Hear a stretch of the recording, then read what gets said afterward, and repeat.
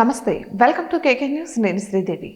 ఏపీలో గత వైసీపీ పాలనపై కేంద్ర హోంమంత్రి అమిత్ షా తాజాగా చేసిన వ్యాఖ్యలు చర్చనీయాంశమయ్యాయి.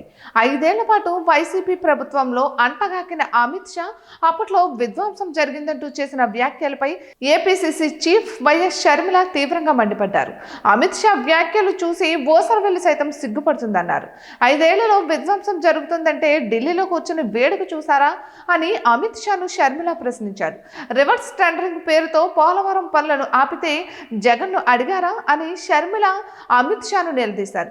ఇక రాజధాని లేని రాష్ట్రంగా 5 ఏళ్లు పాలన చేస్తుంటే కేంద్రానికి కనిపించలేదా అని ప్రశ్నించారు. ఇష్టారాజ్యంగా 10 లక్షల కోట్ల అప్పులు చేస్తుంటే విధ్వంసం జరుగుతున్నట్లు అనిపించలేదా అని అడిగారు.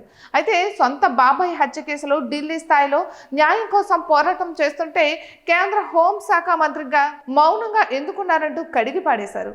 అయితే భారీ స్థాయిలో అవినీతి జరుగుతుందంటే ఒకటైనా బయట పెట్టారా అని అమిత్ షాను షర్మిల ప్రశ్నించారు.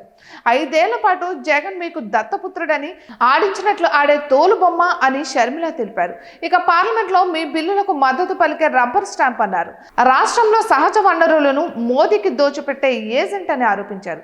ఇక ఇష్టారాజ్యంగా 5 ఏళ్లు వైసీపీని వాడుకుని రాష్ట్ర సంపదను దోచుకుని ఇప్పుడు విధ్వంసం జరిగిందని ముసలి కన్నీరు కార్చితే నమ్మే అమాయకులు రాష్ట్ర ప్రజలు కాదన్నారు.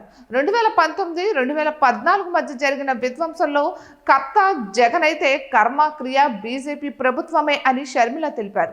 10 ఏళ్ల పాటు విభజన హామీలు నెరవేర్చకుండా మోసం చేసి ఇప్పుడు అండగా ఉంటాం, 3 లక్షల కోట్లు ఇస్తాం, పూర్వ వైభవం తెస్తామని మీ మాటలు మరో మోసానికి నిదర్శనమన్నారు.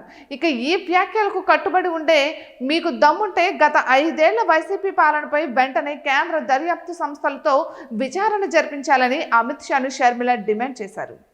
ఇటువంటి మరెన్నో వీడియోస్ కోసం కేకే న్యూస్ తెలుగు ఛానల్ని సబ్స్క్రైబ్ చేసుకోండి.